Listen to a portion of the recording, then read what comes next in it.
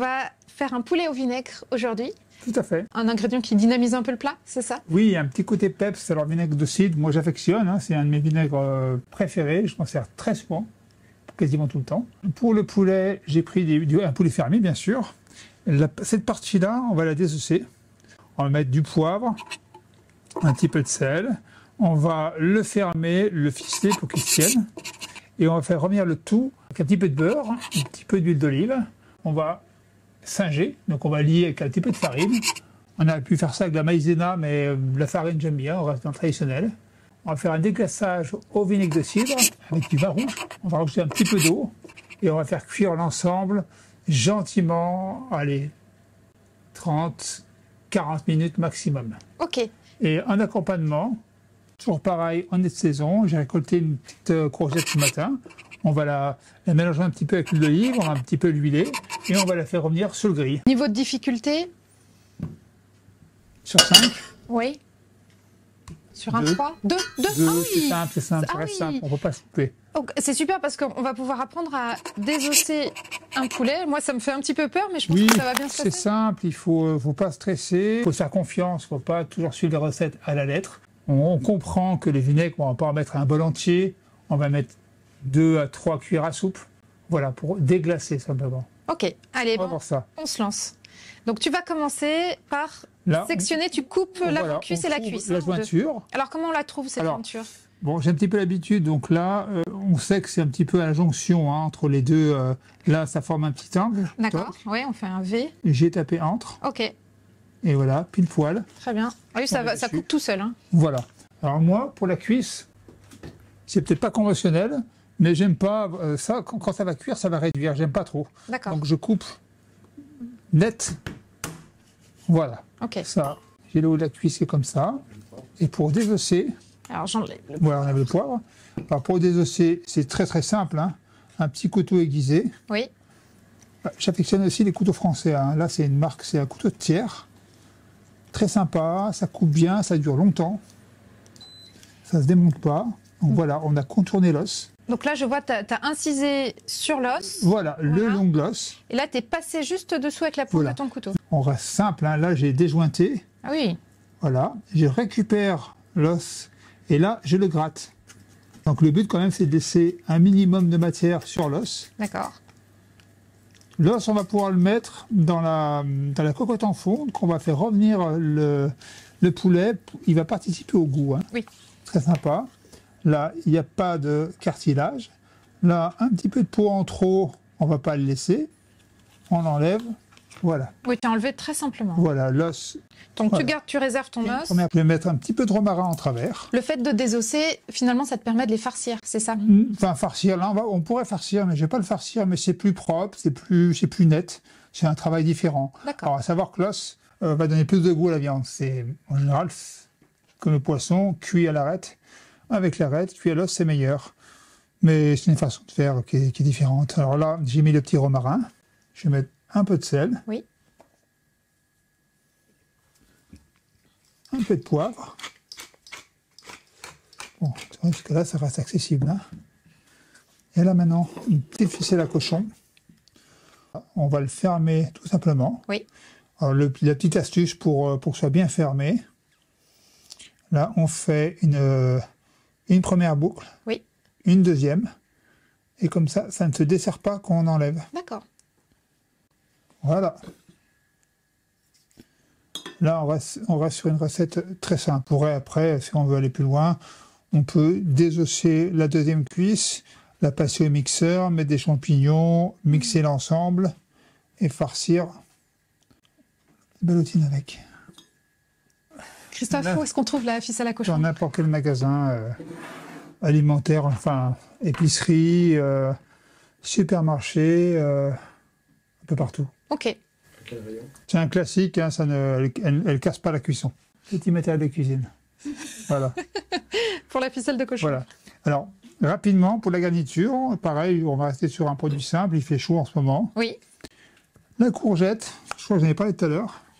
Je vais simplement couper des tronçons d'environ un bon centimètre. Oui.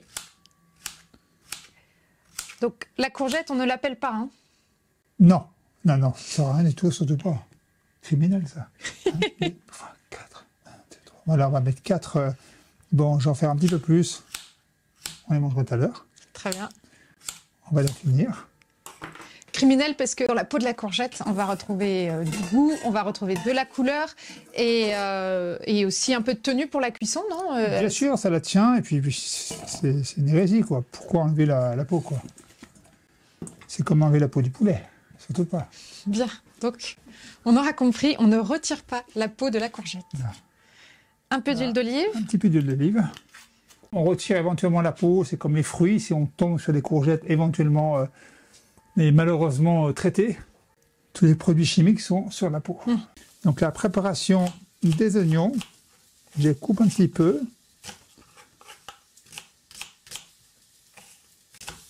On voit le geste. Hein. L'os, je le garde, il va participer. L'ail, c'est pareil, je vais mettre une gousse. Alors ça, c'est pas mon ail. Nous, c'est encore...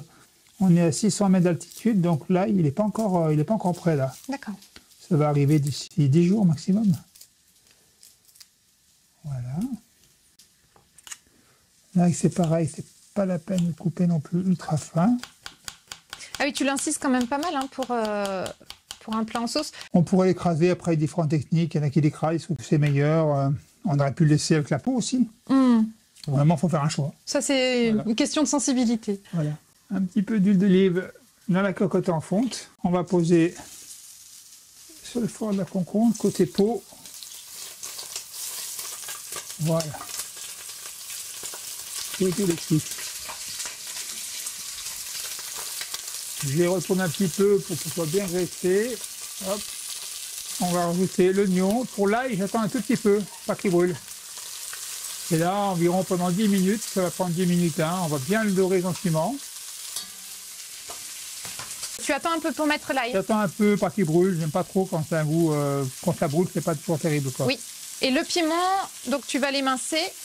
Je vais l'émincer, puis je le mettrai en même temps que l'ail. Oui. Il ne faut pas en mettre trop parce que, surtout dans le Brionnais, on n'est pas trop habitué. Enfin, les clients ne sont pas habitués à manger des produits pimentés. Je ne parle pas d'épices, hein, c'est souvent qu'on confond épicé et pimenté. Donc, il faut en mettre, ça chauffe un petit peu, mais il ne faut pas que ça brûle, quoi. D'accord. Il ne faut pas avoir la bouche en feu, après, c'est plus marrant.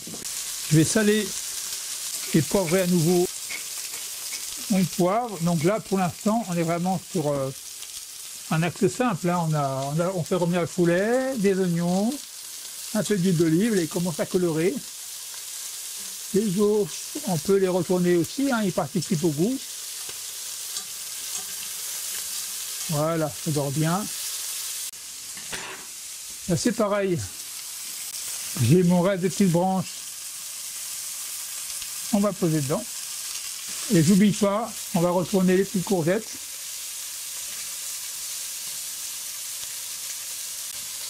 Voilà. Je vais arrêter le feu. Je vais mettre un petit papier aluminium. Et ça va finir de cuire tout seul. Comme ça, je m'en occupe plus. Allez, je vais augmenter un petit peu le feu là. Je vais faire un peu bronzer. Ok. On va rajouter l'ail. Voilà, on voit que tout est bien doré. Hop, le piment. Voilà, ça revient 10 secondes, 15 secondes. Maintenant, on rajoute la farine. Alors ça, c'est vraiment un truc, c'est un classique. Hein. Pour épaissir la sauce, comme ça, voilà, on en met un peu. Et t'as pas peur que ça fasse des grumeaux, là? Non, ça ne fera pas de grumeaux, non, non. Là, on fait revenir un peu l'ensemble. Il faut faire cuire la farine un petit peu? Un tout petit peu, oui, on la fait revenir. Voilà, et là, maintenant, on va mettre le vinaigre, le cidre. Ouais, j'ai une quantité, on va mettre un tout petit peu plus, bouge pas Franck.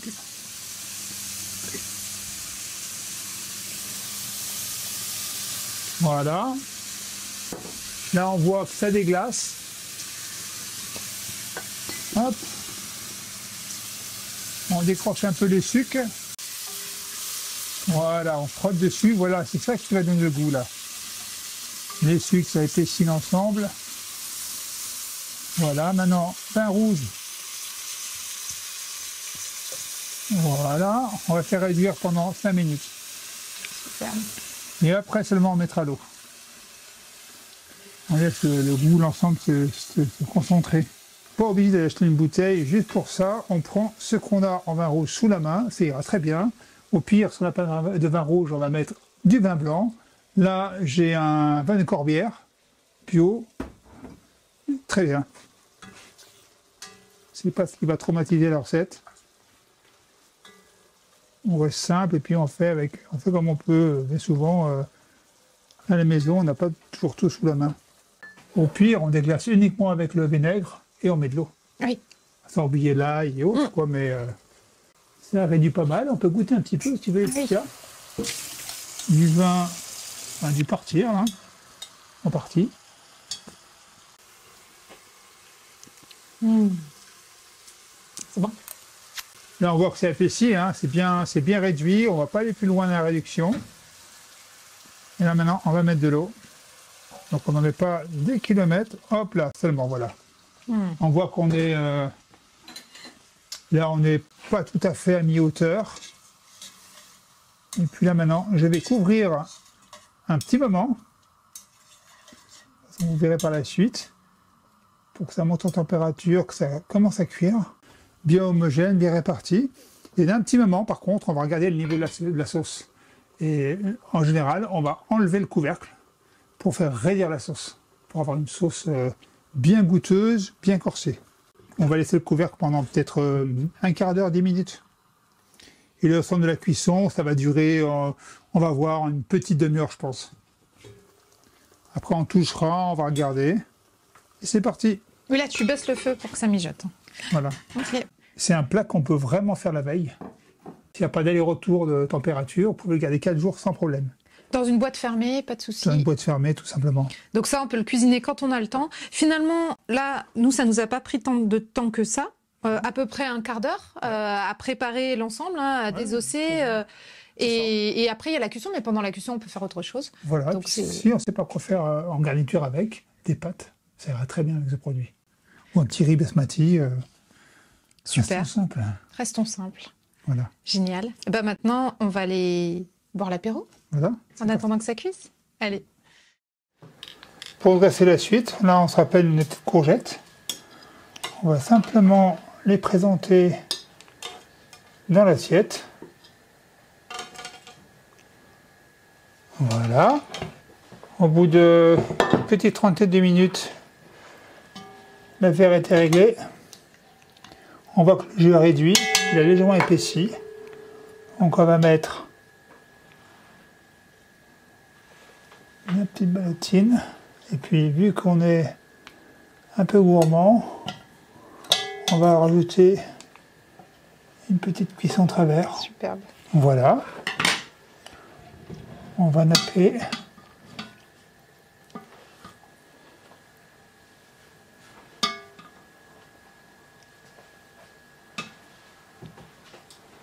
Et voilà.